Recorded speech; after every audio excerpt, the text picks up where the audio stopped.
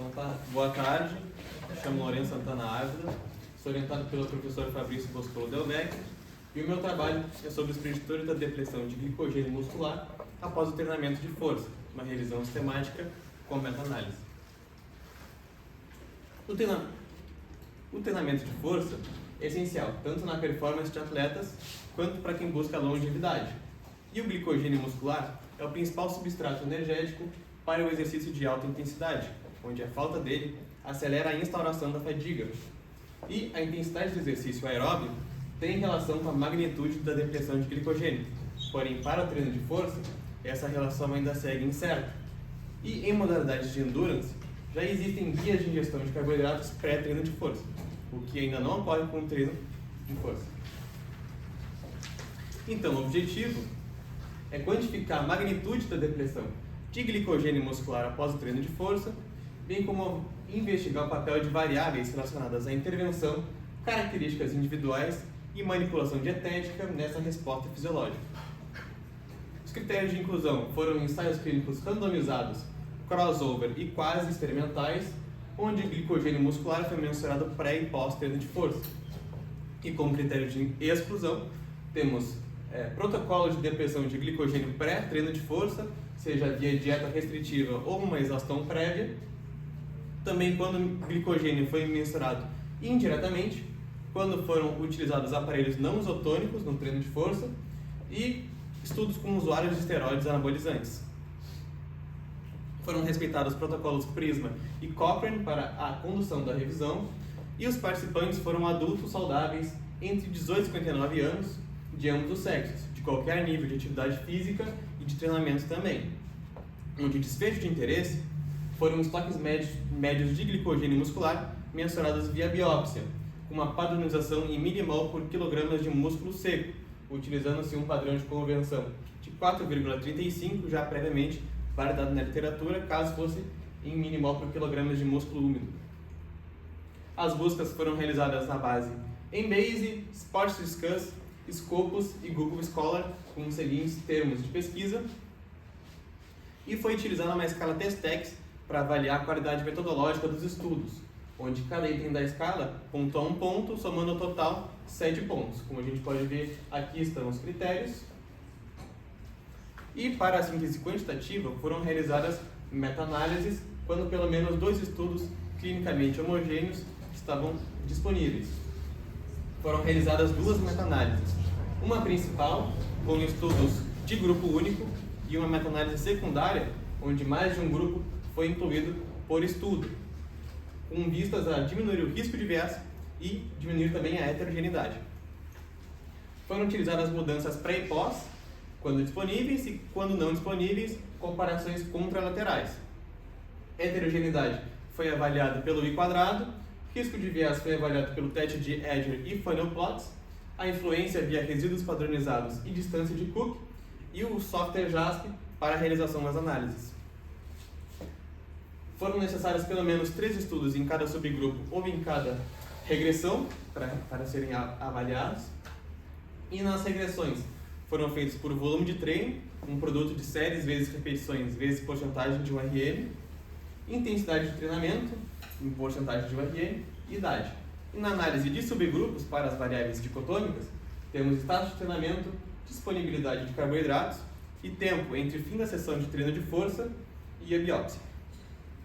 Então, ao total, foram encontrados 980 estudos e destes sobraram 27 para a lida na íntegra. Desses 27, 17 foram incluídos na meta-análise principal e na secundária.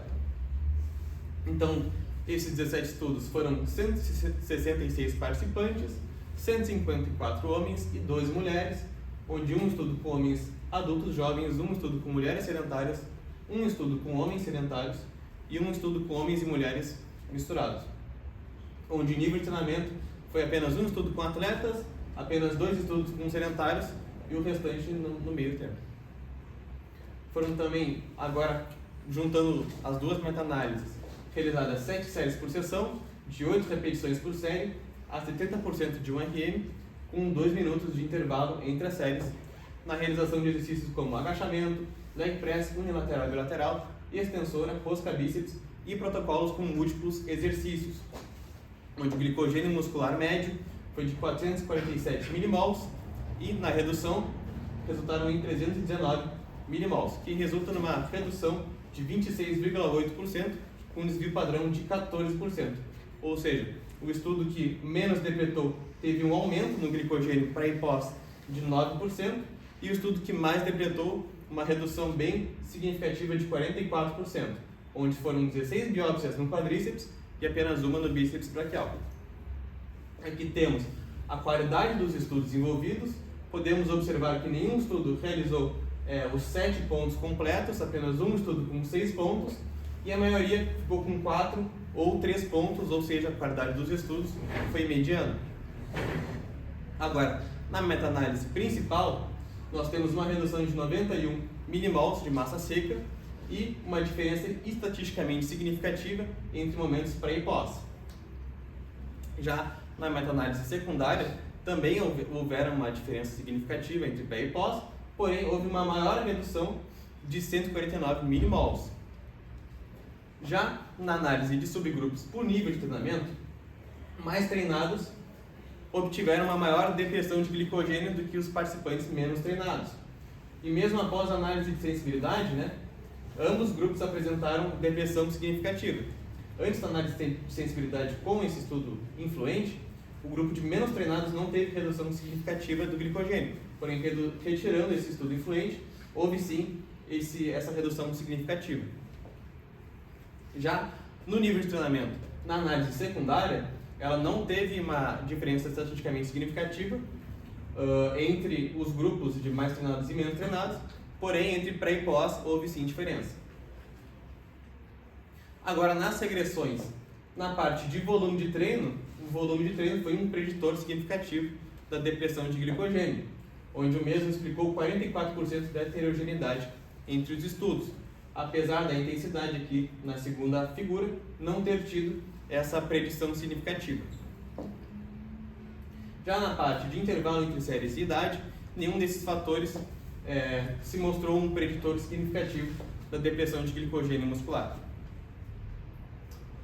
Agora, na meta-análise secundária, nas regressões secundárias, o volume de treino ele não foi um preditor da depressão de glicogênio, porém a intensidade sim, que explicou aproximadamente 30% da variabilidade entre os estudos. E vale ressaltar que na análise secundária a intensidade foi inversamente proporcional à depressão de glicogênio, ou seja, quanto maior foi a intensidade, menor foi a depressão de glicogênio muscular. Novamente, o intervalo entre séries e nem a idade foram preditores significativos na análise secundária, assim como na primária. E na análise de subgrupos, entre 0 horas e 1 hora após treino de força, da realização da biópsia, o grupo de biópsia imediata teve maior depressão de glicogênio com relação ao grupo que realizou a biópsia 1 hora após o fim do treino de força. E mesmo sem o FIFE, que foi o estudo influente no grupo de biópsia 1 hora após, essa diferença continuou significativamente. Bom, houve então uma depressão de 26% do glicogênio muscular após 7 séries de 8 repetições a 70% de um RM, o que, de acordo com a NSA, seria o equivalente a 12 repetições máximas, ou seja, as séries foram realizadas de forma submáxima e, portanto, não atingem níveis críticos associados ao comprometimento da função contrátil, que seriam em torno de 280 a 300 milimol por quilograma. Portanto, 7 séries submáximas, elas parecem ser insuficientes para comprometer significativamente o desempenho e adaptações de exercícios subsequentes. O volume load foi o moderador mais consistente da utilização de glicogênio. A intensidade do exercício foi moderador apenas na análise secundária. E o nível de treinamento, apesar dele ter diferido entre grupos de mais treinados e menos treinados, essa diferença pode ser explicada pela diferença de volume realizada entre os grupos, onde os mais treinados realizaram aproximadamente o dobro de volume do que os menos treinados. Já na parte de tempo entre treino de força e biópsia, ela pode explicar uma parte da depressão observada, visto que aproximadamente 16% do glicogênio muscular depletado ele pode ser ressintetizado dentro das primeiras 2 horas após o término do treino de força, e mesmo sem ingestão de carboidratos. Porém, novamente, o grupo de biópsia imediata, ele realizou quase o dobro de volume do que o grupo de biópsia após 1 hora, novamente o volume podendo comprometer esses resultados. Na parte de idade, apenas um grupo incluiu participantes com idade maior que 30 anos, que limitou sua regressão. Sexo e dieta prévia, não conseguimos fazer nenhuma regressão ou análise de subgrupos, porque não tiveram dados suficientes.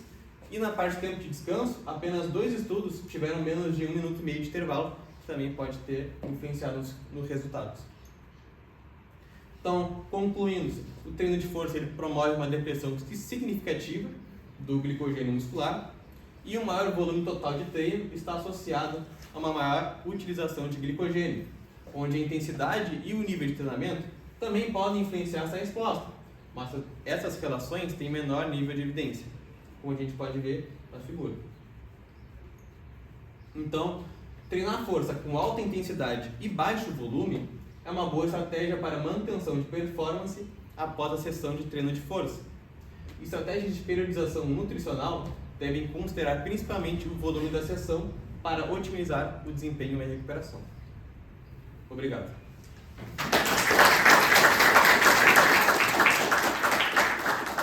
Obrigado, Lourenço, pela sua apresentação. A gente passa agora à fase da arguição.